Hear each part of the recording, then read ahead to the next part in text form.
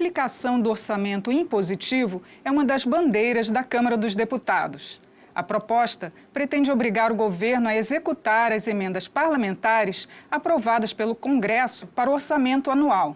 Essas emendas são os recursos indicados por senadores e deputados para atender a obras e projetos em pequenos municípios. Para explicar melhor como funciona o orçamento impositivo e quais são as chances de ser aprovado ainda neste ano, vamos conversar com o deputado Edio Lopes, do PMDB de Roraima.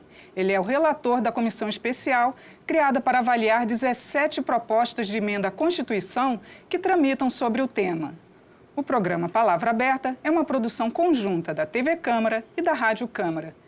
Deputado Edio Lopes, queria que o senhor explicasse para a gente como funciona hoje a liberação das emendas parlamentares. Veja bem, as emendas dos senhores deputados e senadores são apresentadas ao orçamento anual, transforma-se numa lei. Todavia, o Poder Executivo executa essas emendas ou libera essas emendas quando quer, quanto quer e para quem quer. Esta é a grande questão hoje. Nós até falamos mais adiante de que o orçamento aprovado pelo Congresso Nacional, em muitos aspectos, é uma peça de ficção.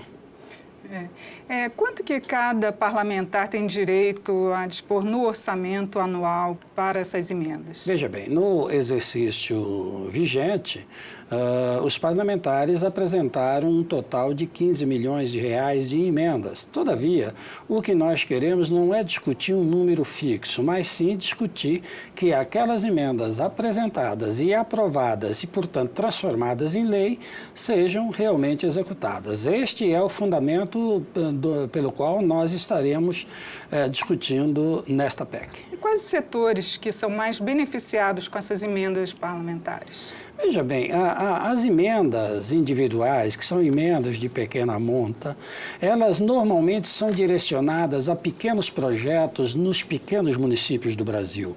Portanto, é de uma importância extraordinária para os municípios interioranos, para aquelas comunidades afastadas e, na maioria das vezes, até desconhecidas desse imenso Brasil. Então, são estas comunidades as principais portadoras, os principais endereços das emendas individuais dos senhores deputados. O senhor vinha dizendo que, inclusive, essas emendas já seriam inseridas num planejamento de cada estado. Isso. Veja bem, o que acontece hoje? Às vezes, na maioria, os deputados, antes de apresentar suas emendas, os deputados vão às suas bases, vão aos seus municípios, aos seus estados, e muitas vezes discutem com os prefeitos, com os vereadores, com a própria comunidade, quais são as prioridades daquele município, daquela região, e cria-se toda uma expectativa. Apresenta-se a emenda é aprovada, o prefeito elabora um projeto, a comunidade participa, cria-se uma expectativa e depois o governo, pura e simplesmente, bota numa gaveta e lá se foi todo um trabalho, lá se foi toda uma esperança. O nosso propósito, a nossa ideia é apresentar um formato que os senhores deputados apresentarão suas emendas para terem o carimbo de impositiva. Eles deverão apresentar suas emendas dentro de um guarda-chuva de prioridades do orçamento encaminhado pelo Executivo. Só assim elas seriam impositivas, porque também não poderemos admitir que o deputado apresente emendas, e isso eventualmente tem acontecido, apresente emendas em alguns setores que não é rigorosamente prioridade nem do Estado brasileiro e muito menos da comunidade que vai receber aquele recurso. Seriam também as emendas de bancada? Não. A nossa ideia inicial é de que essa impositividade alcance apenas as emendas individuais.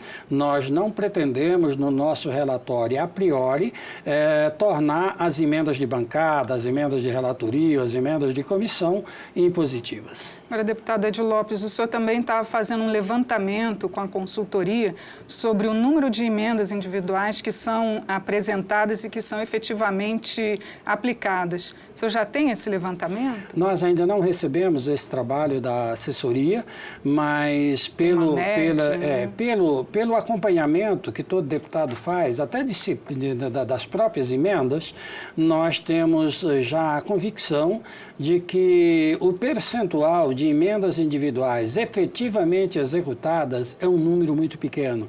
Na maioria das vezes não chega a 50% das emendas, do valor de emendas apresentadas, o que gera transtornos inúmeros nos municípios e nos estados para os quais foram destinadas essas emendas. E esse valor em relação ao orçamento total, ele é um valor alto? Você tem uma média desse?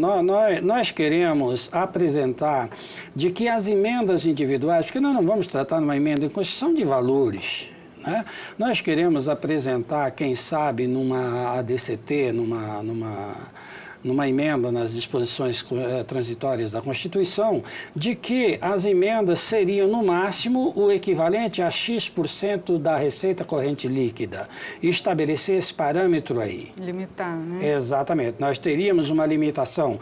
E isso seria com base no orçamento executado no exercício anterior. Portanto, nós teríamos uma coisa bem pé no chão, não seria possível em nenhuma hipótese que viesse a superdimensionar essas emendas. Agora eu queria que o senhor falasse sobre a tramitação.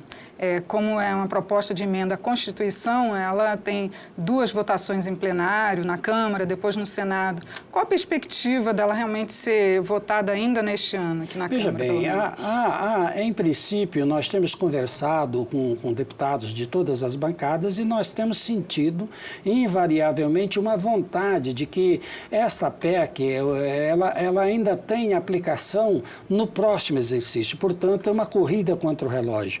No Senado, ela foi aprovada 2 vezes, foi votada e aprovada 2 vezes, as 2 vezes praticamente por unanimidade, apenas em uma oportunidade ela teve um voto só contrário, e aqui eu quero ressaltar, muita gente acha que o governo deverá se posicionar contra a PEC. Eu não quero acreditar nisso, mesmo porque quando da votação do Senado, a hoje ministra Ideli Salvati votou favorável. O líder, à época do governo, o senador Romero Jucá, também votou favorável. Então, não quero crer que, de repente, tenha o governo mudado a sua opinião sobre essa proposição. E mesmo em relação ao apoio da oposição aqui na Câmara? Eu acho que a oposição é a principal interessada. A oposição de ontem e a oposição de hoje, mesmo porque a gente ouve muito falar que o governo praticamente não libera nenhuma ou quase nada das emendas parlamentares dos senhores deputados e senadores da oposição, e isso não é só no Congresso Nacional, isso também são nas Assembleias Legislativas dos Estados. E o senhor não acha, uma das críticas que são apresentadas é que vai engessar o Executivo. O senhor não acha que esse orçamento impositivo também seria uma forma de engessar? Absolutamente não. As emendas individuais, elas não alcançam sequer 0,5% da receita corrente líquida do orçamento. Portanto, é uma quantia, é um valor insignificante perto do todo do orçamento nacional. Esse argumento de que engessaria o Poder Executivo, ela é de todo despropositado. Não seria mais uma vinculação, sim. né? Não, absolutamente não. Mesmo porque a nossa ideia é que essas emendas, para alcançarem o carimbo de impositiva, ela terá que estar alocada dentro de programas prioritários do próprio governo. Então, longe de qualquer engessamento. Tá ok, deputada Edi Lopes, muito obrigado pela sua participação aqui no Palavra Aberta. Eu sou Regina Assunção e agradeço pela sua audiência. Até a próxima.